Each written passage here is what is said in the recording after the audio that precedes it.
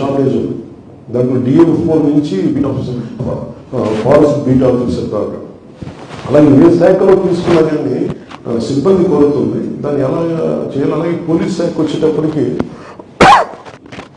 అందరికీ నాకు కూడా పోలీసు అధికారులకి నాకు లోడ్ పెంచడం నాకు ఇష్టం లేదు. ఒక వ్యక్తి ఎన్ని పనులను చేయగలరు, ఎన్ని కేసులను హ్యాండిల్ చేయగలరు. సో అది కూడా అర్థం చేసుకొని చాలా సున్నితంగా చాలా అర్థం చేసుకొని మాట్లాడాల్సి వస్తుంది. కానీ దీనికి ఎక్కడో కొంత సంఖ్యాబలం పెంచాలి ఖచ్చితంగా. పోలీసుకి నిధులు కొరకు ఉన్నాయి, వీటి గురించి ఆలోచించాలి, వీటి గురించి చర్చ జరగాలి. నిధులు రావాలి, లోపలికి పెట్టుబడులు రావాలి. అండ్ లా అండ్ ఆర్డర్ చాలా బలంగా ఉంటాయి తప్ప పెట్టుబడులు ఉండవు. ఇది ఇన్వెస్ట్మెంట్స్ని ఎంకరేజ్ చేసే అట్మాస్ఫియర్ ఉండాలి ఇక్కడ. దాన్ని అక్కడే చర్యలు తీసుకుని దాంట్లో primary law and order.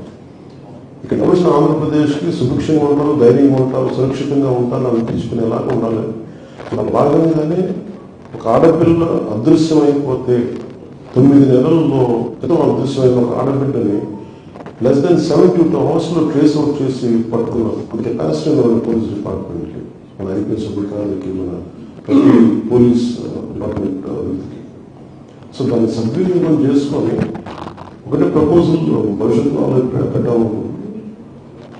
Special cell special ఇసి కేసులకు సంబంధించి ఎందుకంటే ఇది హెవీ హ్యూమన్ ఇంపాస్. అంతమంది ఆడపిల్లలు మిస్ అయిపోతే ప్రతి కేసుని ఎప్పటికప్పుడు కొత్త రిజిస్టర్ అవుతాం, ఎన్ని పట్టుకోవడం సమయం పడుతుంది. బట్ ట్రేస్ అవుట్ చేయడానికి చాలా బలంగా నిర్ణయం తీసుకున్నాం. సో భవిష్యత్తు దీన్ని తీసుకెళ్తానని తెలియజేసుకుంటాం. ఈ రివ్యూ మీటింగ్స్ నిర్వహించిన అధికారులందరికీ, అన్ని డిపార్ట్మెంట్ అధికారులందరికీ ధన్యవాదాలు తెలియజేసుకుంటాం. ముఖ్య కార్యక్రమాలు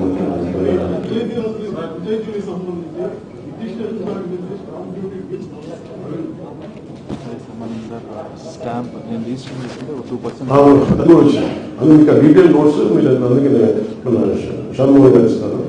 అది ఒక విజయం ఒక పంచాయతీకి వచ్చే రెవెన్యూ సోర్సెస్ ఒకటేసారి మనకి ఇసుక స్థానికంగా మా సహజ వనరుల దగ్గర నుంచి తీస్తే, అలాగే మీరు చెప్పిన రిజిస్ట్రేషన్ అంటే నేను క్రయ విక్రయాలు జరిగితే ఒక పంచాయతీలో 2% మనం చేసిన స్టాంప్ డ్యూటీ 2% తిరిగి పంచాయతీకి రావాలి.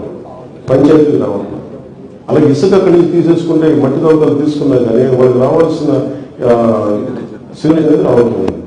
ఇట్లాగే ఎన్ని హెడ్స్ ఉన్నాయి దీనికి?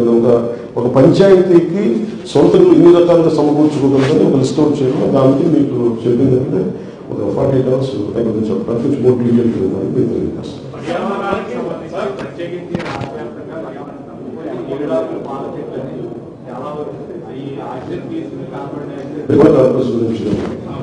గురించి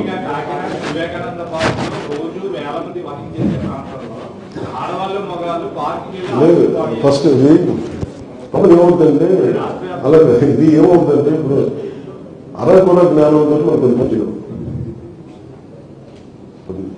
నేను ఎక్కడో టిబెట్కి వెళ్తాను. టిబెట్ నుంచి జీవితం అక్కడి నుంచి చెట్లు కూడా వస్తే ఇట్లాగే ఉంటుంది పరిస్థితి. అందుకనే స్థానికంగా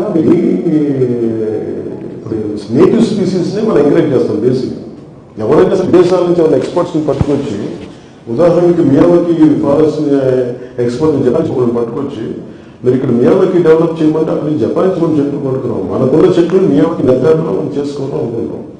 అలాగే ఎస్పెషల్లీ కోలాకాయ నాకు ఇదే వేదన ఉండదు. అసలు ఈ కోలాకార్పస్ అనే చెట్లని ఎందుకు పెంచారు? అక్కడ కనీసం నేను ఎప్పుడు చూస్తూ ఉండదని ఇరిగిపోతాయి మొక్కలు. ఐ థింక్ ఇట్స్ మలేసియన్ స్పీసీ కాదండి. ఒక దేశం మొత్తం మీద, రాష్ట్రం మొత్తం మీద, తమిళనాడు, తెలంగాణ నేను కూడా తెలియకుండా నా ఫామ్లో ఉంది 10 చెట్లు. తర్వాత ఎవరు చెప్పారు ఆర్మీ అందరికీ స్వార్థం ఏమవుతుంది అంటే ఫాస్ట్ పెరిగిపోతే పచ్చగా ఉండదు. పచ్చదనం కనుక చాలా అది ఎక్కువ కార్బన్ డైఆక్సైడ్ రిలీజ్ చేస్తుంది, ప్లస్ ఆక్సిజన్. దానికి ఏమి పూలు కూడా రావనుకుంది. వచ్చిన సరిగ్గా చెట్లు ఉండలేవు, పక్షులు ఉండలేవు. అది ఏంటంటే బేసిక్ అది మలేషియన్ ప్లాంట్. మలేషియాలో ఏంటంటే ఇప్పుడు దానికి అది ట్రాపికల్ ల్యాండ్ కాబట్టి ట్రాపికల్ మనకి దానివల్ల